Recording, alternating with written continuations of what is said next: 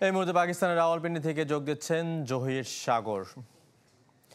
জহির, আমরা দর্শকদের জানাচ্ছিলাম যে বৃষ্টির কারণে খেলা হওয়া নিয়ে শঙ্কা, তবে বাংলাদেশের যে শেষ ম্যাচ একটা চিন্তা ভাবনা ছিল যে একটা জয় নিয়ে ফেরা যায় কিনা, সেই জায়গায় একটু মোরালি ডাউন হবে কিনা বাংলাদেশ ক্রিকেটাররা?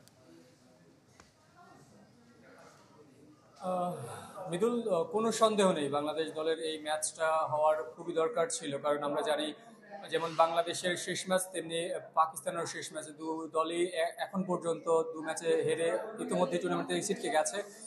তো অনেক আগ্রহ নিয়ে দর্শকরাও অপেক্ষায় ছিলেন এই ম্যাচটা অন্তত হবে, কারণ বাংলাদেশ পাকিস্তান ম্যাচ মানেই এখানকার দর্শকদের কাছে একটা বাড়তি পাওয়া, কারণ সবাই চাচ্ছিলেন আসলে এই ম্যাচটা হোক। কিন্তু দুঃখজনকভাবে যেটা আমরা দেখতে পাচ্ছি, আবহাওয়ার পূর্বাভাস সত্য করে গতকাল সারা দিন যেমন বৃষ্টি হয়েছে তেমনি সারা রাতও বৃষ্টি হয়েছে। যদিও বা সকাল থেকে বৃষ্টির পরিমাণ কিছুটা কমেছিল, কিন্তু দুপুরের পর থেকে সেই আবারও গুড়ি গুড়ি বৃষ্টি হচ্ছে। আমরা একটু আগে দেখেছিলাম দুজন ম্যাচ ফিল্ড আম্পায়ার এবং চতুর্থ আম্পায়ার তারা মাঠ ইন্সপেকশনে গিয়েছিলেন এবং তারা যতটুকু আমাদের কাছে মনে হলো তারা সন্তুষ্ট নন। এবং এখন পর্যন্ত আমরা দেখতে পেরেছি আসলে 30 ইয়ার্ড উইকেট সহকারে যে উইকেটের 30 ইয়ার্ড সেটা এখনো ঢেকে রাখা হয়েছে।